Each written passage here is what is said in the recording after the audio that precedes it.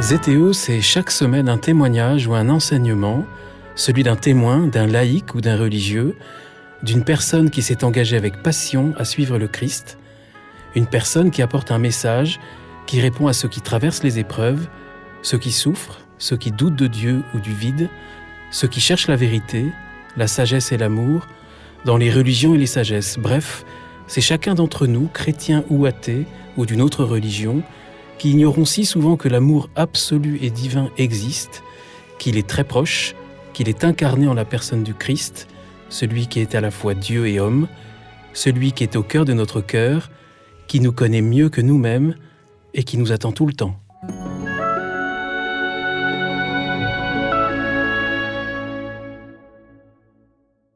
Bonjour chers auditeurs et auditrices de ZTO, bienvenue pour un nouvel épisode, je suis Guillaume Devoux. Aujourd'hui, je vous propose une nouvelle rencontre annuelle avec Éric Emmanuel Schmitt, que j'ai toujours une grande joie de retrouver. Éric Emmanuel Schmitt, bonjour. Bonjour. Merci d'avoir accepté mon invitation. On se retrouve effectivement chaque année, depuis déjà quelques nombreuses années, pour découvrir un nouveau volume de votre saga La Traversée des Temps. Mais il y a parfois des exceptions. On avait d'ailleurs parlé de le défi de Jérusalem il y a quelques années. Et aujourd'hui, on se rencontre non pas pour la saga, mais pour un roman que vous publiez juste après Dieu, il y a papa. Un roman qui raconte l'histoire de la relation à la fois magnifique et douloureuse entre un père et son fils, entre des gens assez géniaux quand même, Léopold Mozart d'un côté et surtout Wolfgang Amadeus. Vous ne nommez jamais Amadeus, vous ne l'employez pas Amadeus dans le livre ? J'étais surpris. Non, parce que c'est Wolfi. On l'appelait Wolfi dans la famille. C'est comme si Wolf, ça veut dire loup. Hein. En allemand, c'est comme si on l'appelait Loulou, quoi. Ah oui, d'accord. Alors, vous aimez aller ces derniers temps à la rencontre des grandes figures de la musique, puisqu'il y avait la Rivale il y a quelques années, Maria Callas. Oui, mais la musique tient une place énorme dans ma vie. Ah, ça on le sent. Et parfois, la connaissance que j'ai des musiciens, parfois même de leur correspondance, etc., fait que j'ai aussi envie de les explorer de façon romanesque. Et en fait, pour vous dire la vérité, ce que j'avais en tête, c'était d'explorer la relation père-fils. Et je sentais que si je le faisais à travers, moi, ma relation avec mon père, je ne dirais pas tout, ou ce serait trop douloureux, ou je manquerais de distance, ou je manquerais de fantaisie, etc., etc. Et tout d'un coup, je me suis rendu compte que j'allais pouvoir vraiment parler très bien de ça avec ce père-là et ce fils-là, ce père Léopold Mozart et ce fils Wolfgang Amadeus Mozart. Et c'est comme ça que je me suis réemparé de ces personnages que je connaissais depuis si longtemps pour écrire ce roman. Mais est-ce que ça correspondait, c'est la question que je me suis posée, à un moment particulier de votre vie où justement cette question père-fils devenait importante? Oui. Vous êtes papa. Oui, j'ai le bonheur d'avoir une fille et un fils. Ils sont jeunes. Et évidemment, ça a totalement changé mon regard. Jusqu'ici, je n'étais qu'un fils. Et peut-être un bon fils avec ma mère, bien évidemment un mauvais fils avec mon père. Parce que je n'ai jamais eu le souci d'être un bon fils avec mon père, parce que tous les problèmes que nous avions, j'estimais qu'il en était l'auteur. Bien sûr, j'ai découvert que j'avais tort. Mais tout d'un coup, devenu père, je peux épouser le point de vue justement du père, et je me rends compte que être père, c'est une vocation. Être père, c'est un engagement profond. Tandis qu'être fils, c'est un fait. On est forcément le fils de quelqu'un. Et tandis qu'on n'est pas forcément père. Et si on l'est, enfin, surtout de nos jours, c'est qu'on l'a souhaité, qu'on l'a voulu. Parfois même qu'on a lutté pour le devenir. Je vois la nature de cet amour-là, qui est un amour extrêmement altruiste, parce que on élève son enfant pas seulement parce qu'on éprouve des moments de bonheur avec lui, mais parce qu'on veut qu'il puisse être autonome, qu'il puisse tenir debout et qu'il puisse se débrouiller un jour sans nous. Donc c'est un amour qui prévoit sa fin. C'est un amour qui prévoit son exténuation. C'est un lien qui prévoit la coupure. C'est cruel. C'est tout le roman. Voilà. C'est tout le roman. Et vous d'ailleurs, vous dites, ça m'a étonné. Est-ce que c'est votre expérience de nouveau papa, Éric Emmanuel Schmitt? Vous dites, un bon père, c'est celui qui accepte finalement d'être ridicule. Oui. C'est-à-dire C'est-à-dire, moi, par exemple. Un peu gâteux? Ouais, Non, c'était pas ça. mais accepter d'être moqué aussi, parce que tout d'un coup, on ose montrer ses sentiments, ou on ose montrer son admiration pour son enfant, ou on ose le présenter comme un être infiniment valable. Et, parfois, on peut récolter des colibets, des moqueries. Léopold Mozart, il avait élevé ses deux enfants en leur proposant la musique, l'histoire, la géographie, les lettres, les langues. Enfin, c'était un père pédagogue avec sa fille comme avec son fils, ce qui n'était pas évident à l'époque. Et il se trouve qu'il a une fille totalement virtuose, Anna Maria. Anna Maria, et il a un fils qui est plus jeune qu'Anna Maria, et qui, lui, est carrément un génie de la musique. Et alors, bien sûr, quand il va se présenter auprès des gens en disant « Mes enfants sont exceptionnels », tout le monde rit, parce que tout parent pense que ses enfants sont exceptionnels. Mais le problème, c'est que dans ce cas-là, c'est vrai.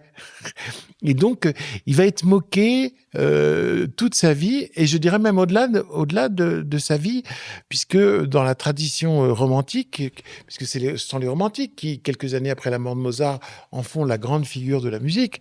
Mozart, lui, il est mort presque dans l'anonymat, il a été mis dans une fosse commune. Et c'est 5 ans après que la légende commence à grandir et à occuper l'Europe. Et les romantiques vont faire de Léopold Mozart un homme de l'ancien temps, un laquais, un serviteur qui n'a pas compris le désir d'indépendance de son génial fils. Ils vont en faire un espèce de montreur de singes qui exhibe ses enfants pour tirer de l'argent. Tout ça est faux. Tout ça est totalement faux. Et justement, Eric Emmanuel Schmitt, quelle est la part historique et la part romanesque ? Peut-être que vous ne voulez pas qu'on le sache trop. Je me suis totalement appuyé sur la correspondance. Oui. Ah, d'accord. Parce qu'on a 4 volumes. Ah oui, d'ailleurs, elle est très présente dans le livre. Oui, on a 4 volumes de correspondance parce que pendant les tout premiers voyages, quand Wolfgang lui-même savait tracer les notes mais à peine écrire, pendant les premiers voyages, Léopold faisait des comptes rendus à ses mécènes. Resté à Salzbourg. Donc, il raconte ses aventures en Europe avec ses enfants. Puis ensuite, la famille se divise pour les voyages. C'est souvent le père et le fils ensemble, ou parfois le fils et la mère ensemble. Et donc, on écrit au reste de la famille pour raconter ce qui se passe.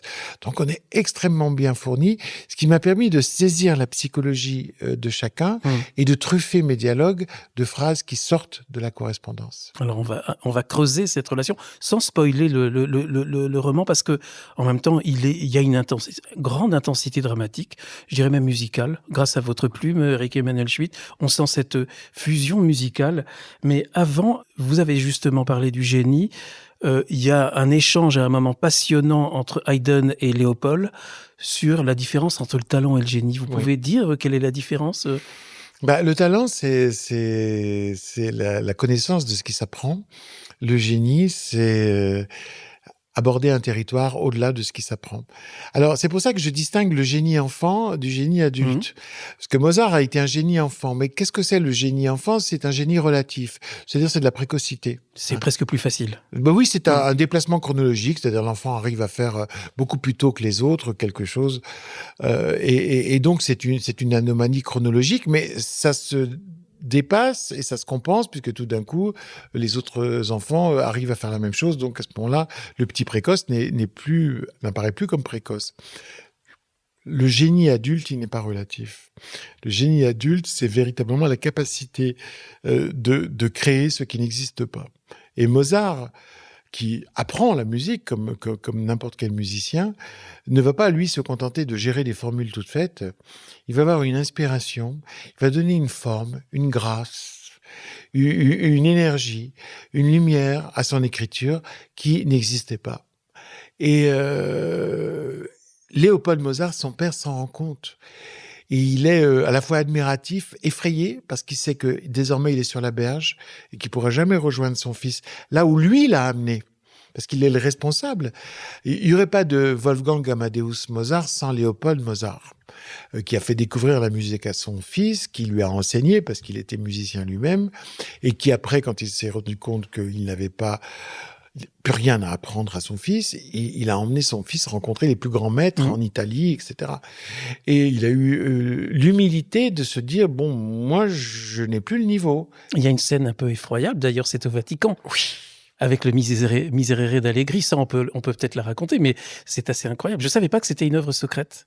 Alors voilà, le Miserere d'Allegri n'avait le droit d'être joué que dans la chapelle Sixtine, et personne n'avait le droit de voir la partition. Elle n'existait que dans la bibliothèque Vaticane, et on n'avait pas le droit de la recopier, et encore moins d'essayer de la noter pendant une interprétation. Et il se trouve que Mozart, qui a 10 ans, est à Rome avec son père. Ils vont à la chapelle Sixtine. Mozart dit « Ah, il y a 2 chœurs avec 9 voix ». Bon, déjà, son père... Ça commence bien. Tu dis, tu en es sûr, parce que lui, pourtant, qui est musicien, ne s'en rend pas compte. Et puis surtout, quand ils sortent de la chapelle Sixtine, eh bien, Mozart prend une feuille de papier et écrit le Miserere d'Allegri et restitue toutes les voix de tout le morceau. Une mémoire musicale ahurissante, en plus d'une intelligence musicale ahurissante. Et là, Léopold s'inquiète. Il a même une sorte d'effroi. Oui, il se dit, est-ce que j'ai pas donné naissance à un monstre? Pourquoi? Alors, un monstre dans le bon sens du terme, c'est-à-dire quelqu'un qui a des capacités hors du commun, mais aussi un monstre social, c'est-à-dire on peut être excommunié pour avoir exporté le Miserere d'Allegri, et ça fait rire Wolfgang Amadeus Mozart, qui a une espèce d'insouciance et d'insolence qui commence à inquiéter son père. Et effectivement, après, leur lien va être un peu celui-ci, c'est-à-dire... Heureusement. Oui, alors, parce que Mozart a le génie de la musique, mais il n'a pas du tout le génie des relations sociales. Et il ne sait pas ce qui se dit, ce qui ne se dit pas. Il est à tu et à toi avec tout le monde, y compris les puissants. Parce qu'enfant, il sautait sur les genoux des empereurs, des rois et des princes. Et donc, il en garde cette idée de l'égalité, une idée très fin 18e, qui va donner la révolution en France. Mais le monde n'est pas comme ça. Lui, c'est comme ça dans sa tête. Et donc, il va se révéler assez inadapté. Et pour le père, c'est évidemment une douleur extrême, parce que d'abord, il se dit, qu'est-ce que j'ai raté dans mon éducation, puisque mon enfant n'est pas adapté à la vie sociale une fois qu'il est adulte. Et puis, en même temps, c'est encore une mainmise qu'il a sur son fils, puisqu'il essaye d'améliorer son comportement social. Et là, en voulant améliorer ce comportement social, il va faire sentir son poids sur Wolfgang, qui va se sentir enchaîné, ça va devenir de plus en plus lourd, ligoté, garrotté, et il va vouloir se détacher. Pour revenir juste encore une dernière fois sur la question du talent et du génie, c'est quoi la différence en fait? Parce que ce sont des dispositions naturelles. Il y en a qui en reçoivent un petit peu plus que d'autres. Le talent, c'est pas tout le monde. Ouais, non, le talent, c'est pas tout le monde. Il faut beaucoup travailler. Mais le talent, c'est ce qui s'apprend. Le génie, c'est ce qui ne s'apprend pas. Donc, avec les mêmes outils que les autres, le génie va faire quelque chose d'inouï, d'inattendu, ou de parfait, ou d'une étrangeté magnifique. Et c'est inexplicable, le génie, alors que le talent, c'est explicable par la formation. Mais dans les 2 cas, il faut travailler. Ah, dans tous les cas, il faut travailler. C'est ce que vous écrivez. C'est la nature donne les dispositions, mais seul le travail les fait éclore. Il y a plein de talents et de génies inconnus, qui ne sont pas devenus des vrais, qui n'ont pas exprimé leur talent. Moi, je pense toujours aux gens qui n'ont pas rencontré l'occasion de se découvrir. C'est-à-dire que je pense que le rôle d'un père ou d'une mère, c'est de présenter à ses enfants le plus d'activités possible pour que peut-être en lui s'allume une flamme.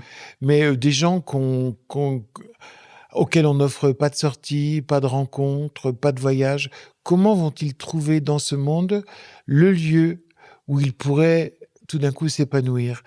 Donc c'est vraiment un devoir essentiel de présenter, je dirais, les richesses du monde et les possibilités d'épanouissement à ses enfants. Et surtout pas de les réduire à ce que nous, on estime bien, alors que son talent ou son génie peut être ailleurs. Donc il a quand même été un très bon père, Léopold. Ah, mais pour moi, ça a été un très bon... C'est un très bon père, mais il est comme tout père, il n'arrive pas à lâcher. Mais parce que c'est dans la nature paradoxale de ce lien qui un jour doit céder. Et lui, il a beaucoup de mal à céder. Et du coup, c'est le fils qui va s'éloigner. Et le père va passer sa vie à attendre une lettre, attendre une visite, attendre une bonne surprise qui ne vient pas. Et en même temps, il y a cette chose cruelle, c'est qu'il reçoit les partitions de son fils Et là, il l'aime. Il peut l'aimer en toute sûreté parce qu'il saisit son génie et il est ivre de bonheur. Mais en même temps, il se rend bien compte que ce génie, il est disponible à chacun. Cela dit, pour rendre hommage à Léopold, il faut bien voir que le grand drame de la vie de Mozart, c'est que personne à son époque ne s'est rendu compte qu'il était Mozart. À part lui, car il avait une haute conscience de sa valeur, à part son père, et à part Joseph Haydn, le grand musicien de la génération précédente. Autrement, les gens ne s'en sont pas rendus compte. Pourquoi ? Parce que les gens ont des yeux et pas des oreilles. Quand il était petit et qu'il faisait des prouesses, avec leurs yeux, ils voyaient que c'était pas normal qu'un enfant de 6 ans, 7 ans, 10 ans fasse ce qu'il faisait. Parce que c'était spectaculaire. Donc, leurs yeux leur permettaient de comprendre l'exceptionnalité de ce garçon. À partir du moment où il a eu l'âge adulte d'autres musiciens, il était plus un papillon parmi les chrysalides, il était un papillon parmi les papillons.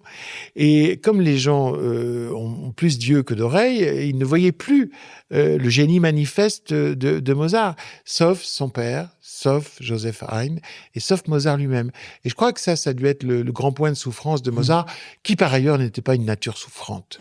C'était quelqu'un qui vivait vraiment dans la joie et dans l'allégresse. C'est fou parce que vous citez par cœur des lignes entières de votre roman, là, tout de suite, là, vous venez de... Vous les connaissez par cœur ? Mais non, mais ça sort de moi. Le papillon, la chrysalide. Oui, ça sort de moi. C'était dans le roman. Ce qui est très, très étonnant dans cette précocité de Mozart, parce que ça m'a bouleversé, il dit... Tout enfant, j'ai cherché les notes qui s'aiment. Oui.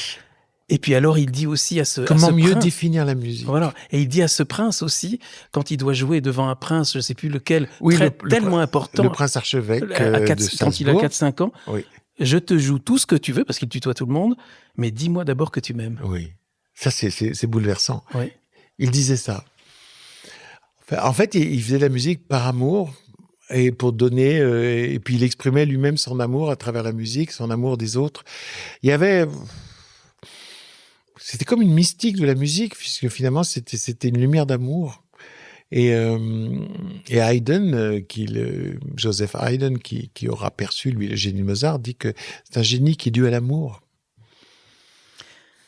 Alors il y a une phrase qui revient tout le temps dans votre roman, c'est une phrase de Léopold. Un Mozart ne doit jamais être médiocre. Peut-être que tout le drame est là, parce que le Wolfgang, mais ça l'a à la fois poussé, mais ça l'a en même temps étouffé. Je me suis même posé cette question, parce qu'au tout début du roman, vous écrivez « Les médiocres n'aspirent pas à s'élever ». Quel est votre propre rapport avec les médiocres, Éric Emmanuel Schmitt ? Alors moi, j'ai eu un père qui avait des points communs avec Léopold Mozart. C'est-à-dire, il voulait absolument que ses enfants atteignent l'excellence. Et donc, il avait la religion du travail, et je l'en remercie. Ça m'a pesé à certains moments de ma vie, mais je l'en remercie parce que je pense qu'il m'a sauvé de ma paresse et aussi de mes facilités, parce que j'avais beaucoup de facilités et j'aurais pu m'en contenter. Et lui, il avait ce goût de l'excellence qui venait de ce qu'il était un grand sportif de haut niveau, ainsi que ma mère, qui était championne de France de course et dont le record a mis 20 ans à être battu. Ils avaient ce goût de l'excellence des grands sportifs. Ça va, on s'entraîne, on travaille, on se prépare, on se rend disponible pour le moment de la performance, etc. Et ça, c'est un immense cadeau qu'il m'a fait. Et surtout, chez lui, ça s'accompagnait d'une idée un petit peu républicaine, qui était la religion de la copie anonyme. Il me disait, tu comprends, tu n'es le fils de personne, moi je ne suis rien. Mais un jour, quand tu passeras des concours, vous voyez le lapsus, un jour, quand tu passeras des concours, eh bien, tu rendras une copie, ton nom sera caché, puisque les copies sont anonymisées, et à ce moment-là, tu pourras montrer que tu es le meilleur. Et c'était une perspective très belle que j'avais devant moi en me disant, peu importe l'origine, le milieu social, l'excellence paye et l'excellence élève. Donc j'ai vraiment grandi avec cette idée-là. C'est pour ça que quand je l'ai vu aperçu dans les lettres de Léopold Mozart, ça me parlait très intimement.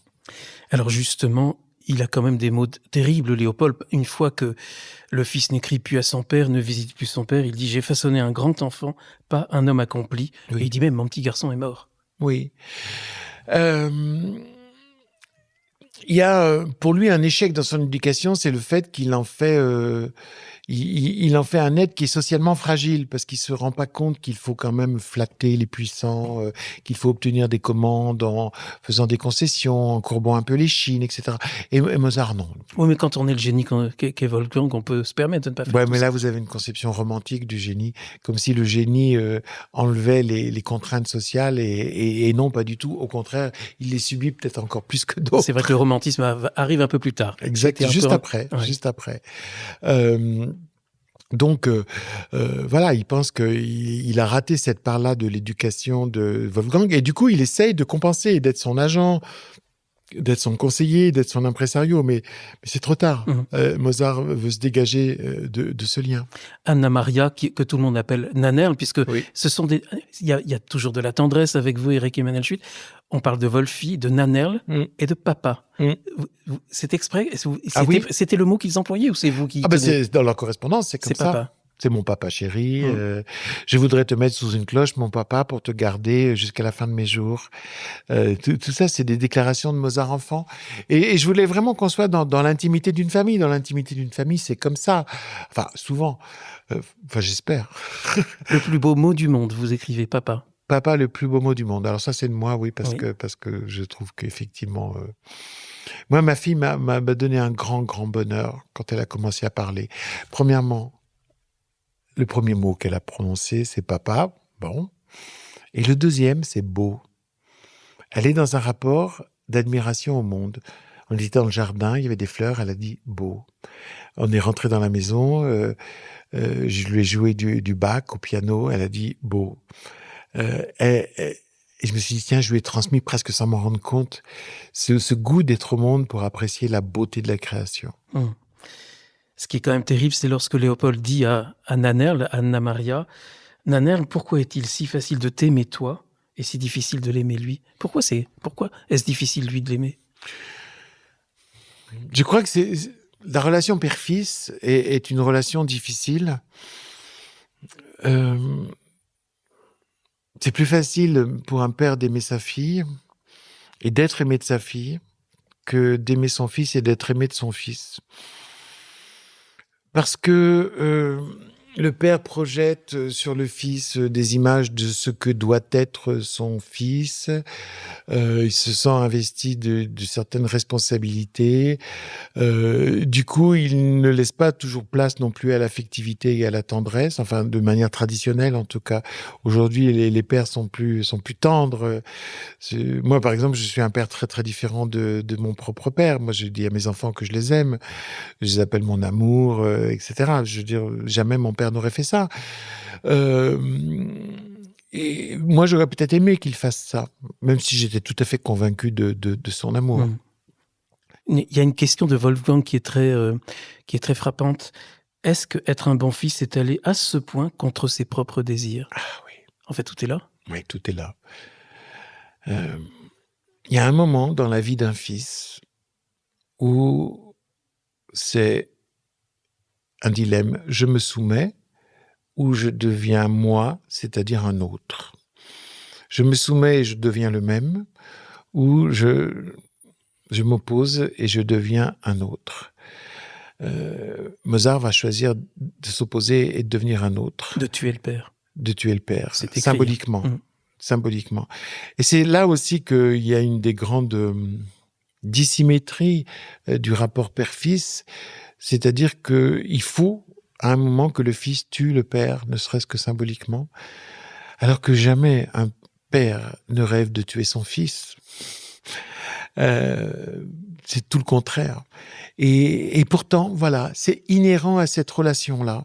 Moi, je l'ai vécu. Il y a un moment où j'ai décidé de vivre autrement qu'on m'avait appris. Et ça a été un moment pour moi très heureux parce que je suis vraiment devenu moi-même. Alors, heureusement, la vie m'a laissé mon père suffisamment longtemps pour qu'on puisse de nouveau recréer une relation. où tout d'un coup, il était un adulte et moi aussi, et c'est les deux personnes que nous étions, et non plus le père et le fils, qui se connaissaient. Ça, c'est ce qu'on peut souhaiter à tout un chacun. Dans le cas de Léopold Mozart et de Mozart, non, ce n'est pas arrivé. Léopold meurt quand ils sont fâchés. Mozart ne va même pas à son enterrement. Et après, Mozart... Et ça, c'est vrai. Oui.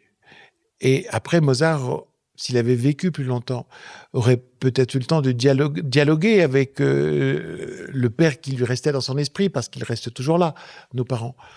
Et il n'a pas eu le temps parce qu'il est mort à 35 ans.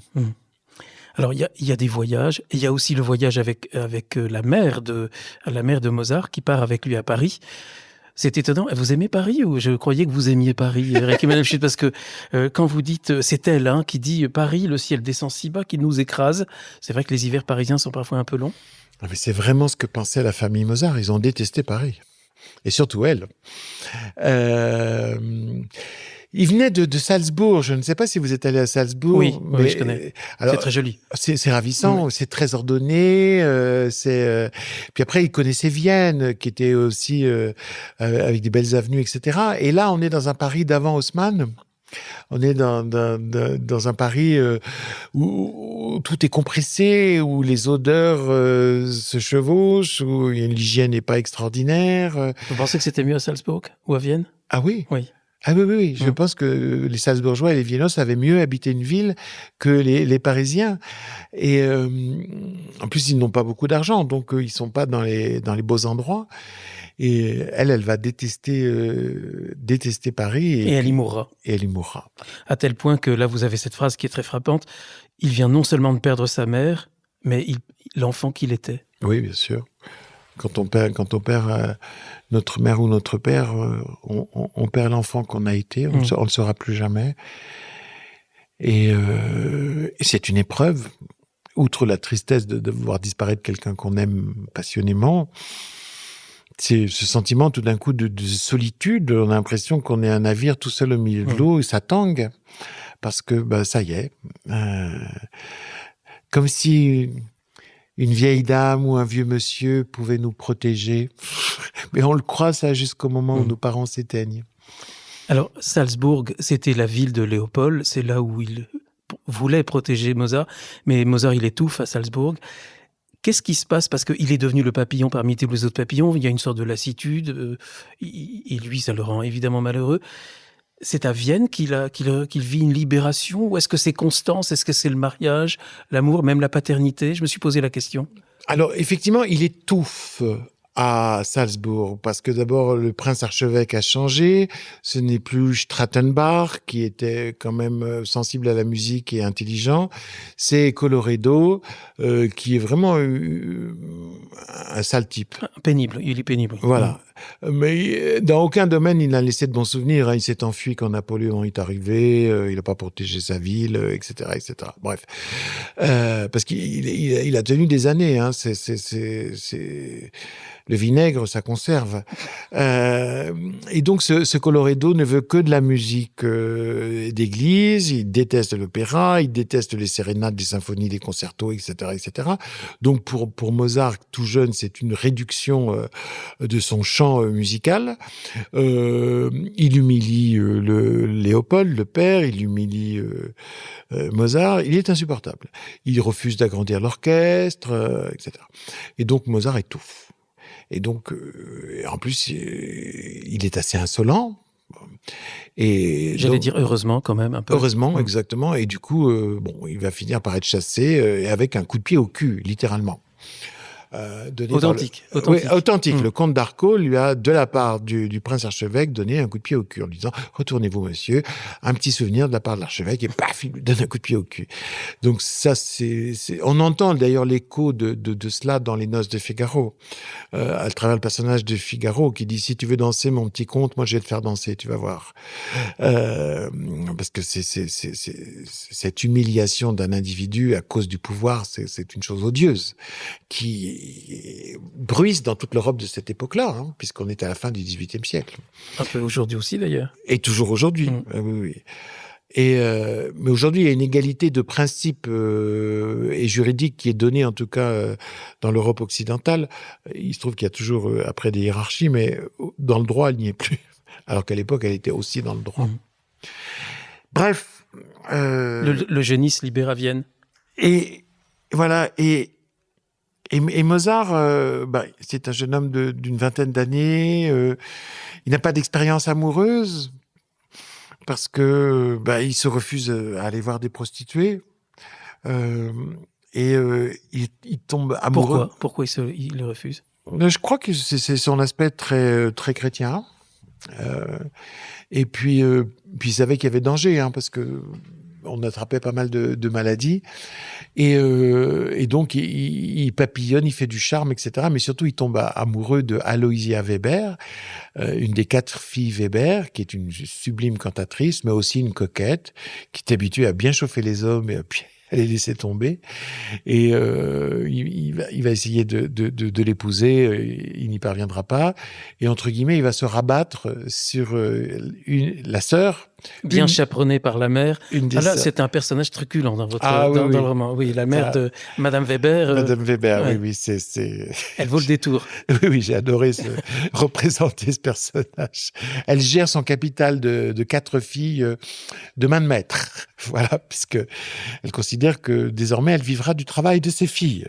Voilà. Et il va épouser Constance. Constance, qui est vraiment une femme adorable et qui va vraiment aimer Wolfgang. On a dit beaucoup de choses horribles sur elle, mais je pense que c'est pas tout à fait justifié. Et en plus, son comportement à la mort de Wolfgang sera absolument admirable parce qu'elle a 2 enfants en très bas âge et elle va en fait rassembler les partitions de Mozart, les vendre, les négocier avec des imprimeurs.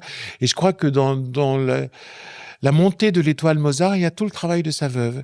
Et finalement, elle épousera le baron von Swinden, un aristocrate suédois qui va pas beaucoup la toucher parce que lui-même est amoureux de Mozart. Et donc, ça va être un couple qui va vivre avec un fantôme, le fantôme de Mozart. Et à eux deux, ils vont travailler à la statue de Mozart.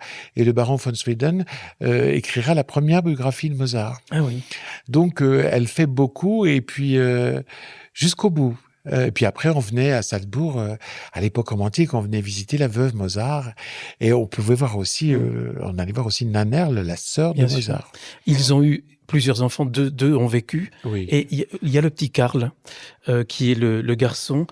Et vous dites, il adore son fils Karl qui le sauve du danger de se transformer en Léopold. Oui. Parce que Karl est pas un génie. Ah non, pas du tout. Enfin, en tout cas, pas musicien. Évidemment, Wolfgang s'en rend compte assez vite. Et d'abord, il en éprouve de la tristesse et du désarroi. Et puis, il se rend compte que il va éviter de se transformer en Léopold Mozart. Il n'aura pas à jouer ce rôle-là auprès de son fils et il pourra être dans une relation beaucoup plus ludique et détendue. Et il en éprouve un certain bonheur. Et à ce moment-là, il dit d'ailleurs à sa femme, Constance, les enfants, c'est comme Dieu. On ne les aime vraiment que lorsqu'on ne leur demande plus rien. J'allais justement essayer de vous faire rebondir sur cette magnifique citation. C'est magnifique. Ah non, c'est pas une citation, c'est moi qui l'ai écrite. Oui, c'est votre citation. Oui. Moi, je l'avais extraite pour la citer pendant cette émission. Effectivement, les enfants, c'est comme Dieu, on les aime quand on n'a plus rien à leur demander. Il faut que tout le monde réfléchisse sur sa magnifique. Ah oui, je pense que c'est vrai, quoi. Et l'amour, il est oblatif. L'amour, c'est un don. L'amour, c'est une générosité qui n'attend pas forcément le retour. Et tant qu'on est en demande par rapport à ses enfants, je pense que l'amour est là, mais il est entaché. La musique est très présente dans votre roman, Éric Emmanuel Schmitt. Par exemple, Constance, qui, au début de la relation avec Mozart, qui lui dit « En vous écoutant, j'ai expérimenté tous les sentiments comme si je sautais à pieds joints sur les couleurs de l'arc-en-ciel. » Et il y a aussi, alors peut-être pas Constance, je ne me rappelle plus, qui dit que les sons, en écoutant Mozart, entraînent là-haut jusqu'au pic du plaisir, jusqu'au vertige sensuel où les mots s'abolissent. Oui, c'est elle encore qui C'est encore ça. Constance. Et je me suis dit, mais à nouveau, vous êtes en train de scier la branche sur laquelle vous êtes assis, puisque à nouveau, il y a quelque chose de mieux que les mots avec vous. On parlait la dernière fois, on a parlé de la parole orale, alors que l'écrit fige. C'est pas le cas de l'écriture ? De la musique, je veux dire? Je mets la musique au-dessus de tous les arts. Oui, oui. Le privilège insensé qu'a la musique de pouvoir créer une émotion en une seconde, par un son, par une inflexion. L'universalité de la musique qui passe la barrière des langues. Je veux dire, si dans la tour de Babel, il y avait eu un musicien, elle serait peut-être pas tombée, parce qu'il y aurait eu un langage universel. La Tour Babel, de 2e volume de la saga Traversée des temps. Exactement. Et donc moi, j'admire cette capacité qu'a la musique de nous toucher directement au plus profond, dans des zones infralangagières, et ça, quelle que soit la civilisation ou la langue à laquelle on appartient. C'est un privilège incroyable. Cela dit, je ne crache pas sur la littérature, hein, loin de là. Parce que quand on est écrivain, il y a aussi une musique à gérer qui est la musique de la langue, la musique des mots, la musique de la phrase, la cadence de la phrase, les assonances, les allitérations. Et moi, je travaille aussi vraiment avec ça. Mais j'ai l'impression que je suis un écrivain qui est surtout habité par la nostalgie du musicien qu'il n'est pas. Et c'est pour ça que tout en disant des choses, je m'attache à la musicalité de la langue. Et il y a aussi une dimension théâtrale. Moi, j'ai pensé que ce roman, il pourrait devenir une pièce de théâtre. Il le deviendra. Ah ben voilà. Je vous donne le scoop. Il y a une dramaturgie là, on va pas le dire, mais il y a des scènes incroyables avec le commandeur de Don Giovanni, le commandeur du Requiem. Il y a des choses, c'est très très théâtral et spectaculaire. D'ailleurs, Mozart a un assistant qui s'appelle Süssmayer. Vous dites qu'il a un fâcheux don. Il perçoit les images que d'autres produisent. C'est un vrai don? Ça existe? Je ne sais pas. Vous l'avez inventé? Oui. Oui, parce que je suis sûr qu'il y a plein d'auditeurs, d'auditrices qui vont se dire non, moi j'ai ce don-là. Ah vous n'avez peut-être pas inventé quelque chose. Dites-le moi après, si je vous dirai. Écrit pour ça. Mais le don, effectivement, de voir se matérialiser la pensée de la personne qui est en face de lui, comme s'il était au fond de son âme et qu'il voyait à sa place ou qu'il entendait à sa place. C'est un don d'empathie, de sympathie, de télépathie que ce personnage a. On arrive à la fin du roman et à la fin de notre rencontre, parce que je crois que vous avez d'autres obligations après, Eric Emmanuel Schmitt. La flûte enchantée, c'est quelque chose d'exceptionnel, d'unique. Et on a l'impression que... Et là, vous dites, il a retrouvé tout l'élan jaillissant de son génie, Mozart. Et là, on est dans l'émerveillement, l'esprit d'enfance qui est retrouvé. C'est-à-dire, ce qui me frappe, c'est que lorsqu'il est enfant, il écrit des œuvres qui n'ont pas du tout l'esprit d'enfance. Parce qu'il est un enfant qui rivalise avec les adultes et qui leur montre « Regardez, je peux jouer dans votre cour. Je suis aussi savant, je suis aussi virtuose, je suis aussi brillant que vous. » Et tout d'un coup, il est débarrassé de tout ça à 35 ans, ce qui est sa dernière année de vie. À 35 ans, lorsqu'il écrit La flûte enchantée, où tout d'un coup, il ose cet esprit d'enfance, c'est-à-dire cette allégresse, ce sens du mystère, cette rondeur, ces mélodies qui peuvent s'approcher de mélodies populaires et qui vont d'ailleurs le devenir. Parce que la flûte enchantée, on va se mettre à siffloter ça dans toutes les rues de Vienne. Et aujourd'hui, tout le monde les connaît. Parce que tout d'un coup, il touche à cet endroit où l'art cache l'art, où le travail dissimule le travail, et où il n'y a plus à montrer qu'on sait. On est simplement dans la grâce de faire. Et c'est pour ça que... Alors, Dieu sait qu'il y a tant de chefs-d'œuvre chez Mozart, mais celui-ci est confondant, comme si Mozart atteignait enfin à l'enfance, parce que peut-être que l'enfance, il l'a pas totalement eu. C'est ce que vous écrivez, il se réconcilie avec l'enfance. Oui, c'est ça. Il l'a pas eu. Oui, parce qu'il il était comme le client surexploité d'un impresario qui était son père. Et en même temps, ça lui donne l'occasion, c'est en tout cas ce que vous écrivez, de se réconcilier avec son père. Oui, ça c'est ce que je me plais à imaginer, c'est-à-dire que vous savez, nos parents ne nous quittent jamais, même quand ils sont partis. Ils continuent à faire un travail à l'intérieur de nos âmes, de nos esprits, de notre cœur. Et on continue à apprendre des choses sur eux. Ils continuent à nous en apprendre, sur nous et sur eux. Et j'ai imaginé que Mozart, finalement, faisait ce travail d'alchimie à l'intérieur de lui et changeait par rapport à son père. Et qu'au fond, ce requiem Il l'écrit pour un comte qui veut le faire jouer sous son propre nom. Mais il l'écrit aussi pour son père. Il a déjà écrit pour sa femme la sublime messe en ut mineur. Et là, ce requiem qu'il n'a pas écrit au moment où son père est mort, parce que à ce moment-là, il s'est protégé de ses sentiments, il y accède enfin. Et puis, il le commence pour son père et il le finit pour lui. D'ailleurs, il ne le finit pas. J'aimerais poser la question, qui est bon et qui est méchant entre le fils et le père? J'ai pas réussi. Non, Voilà. bien sûr, parce que non.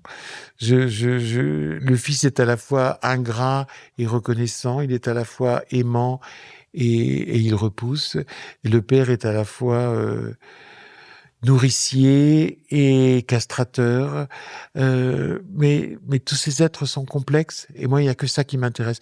Jamais je ne jugerai un être humain de façon définitive et jamais je ne réduirai un être humain à une de ses facettes. Ce qui m'intéresse, c'est toujours la complexité des humains. Vous êtes en paix avec vos parents, Éric Emmanuel Schmitt? Question peut-être indiscrète. J'essaye post-mortem de devenir un bon fils. Avec ma mère, je pense que ça s'est merveilleusement passé. Avec mon père, je pense qu'il a été un bon père et moi, pas tout à fait un bon fils. Comme Mozart le dit lui-même, de lui. Oui. Ah, donc c'était les deux là. Ben oui. Je réfléchis beaucoup aux auditeurs, aux auditrices qui, eux, moi, en lisant votre livre, je pensais plus à mon fils, c'est étonnant, qu'à mon propre père. Comment eux, ils vont réagir? Il y a tellement de drames aussi avec des pères, avec des mères.